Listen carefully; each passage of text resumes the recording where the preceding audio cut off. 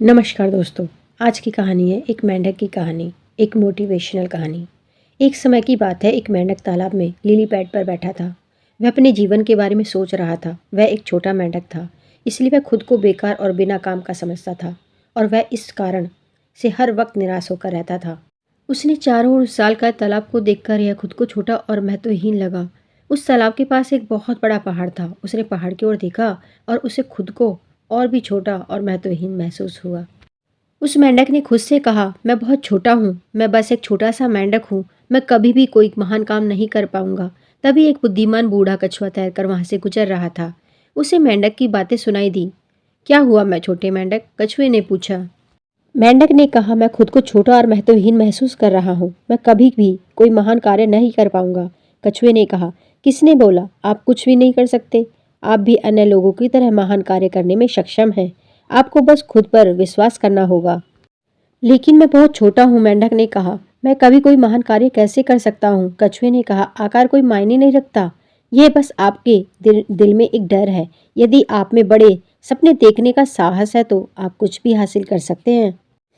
मेंढक को कछुए की बात सही लगी। उसे एहसास हुआ कि कछुआ सही था। महान कार्य करने के लिए उसे बड़े होने की आवश्यकता नहीं थी। उसे बस खुद पर विश्वास करने की जरूरत थी।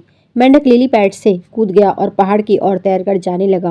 वह जानता था कि यह एक लंबी और कठिन यात्रा होगी, लेकिन वह शीर्ष पर पहुंचने के लिए जिद्दी बन गया।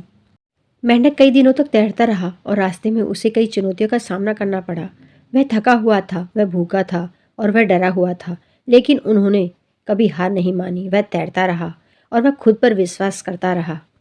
आखिरकार कई दिनों के बाद मेंढक पहाड़ की चोटी पर पहुंच गया। वह थक गया था, लेकिन वह खुशी से भी भरा हुआ था। उसने कुछ महान उपलब्धि हासिल की थी और वह ऐसा इसलिए कर पाया क्योंकि उसे खुद पर विश्वास था। मेंढक ने अपने नीचे के विशाल नज़ारे को देखकर जो भूख थी, डर था, अब वो सब खुशियों में बदल गया। वह जानता था कि वह जो भी ठान ले वह कर सकता है। वह अब छोटा और महत्वहीन नहीं रहा। वह एक मेंढक था जिसने एक पर्वत पर विजय प्राप्त की थी। इस कहानी से यही सीख मिलती है कि अपने आकार या परिस्थितियों को आप पर हावी न होने दें। अपने आप पर विश्वास रखें और आप कुछ भी हासिल कर सकते हैं। अपने सपने मत छोड़ो, चाहे वे कितने भी कठिन क्यों न हो। मुझे उम्मीद है कि इस कहानी से आपको खुद पर विश्वास करने और अपने सपनों को हासिल करने के लिए प्रेरित किया है।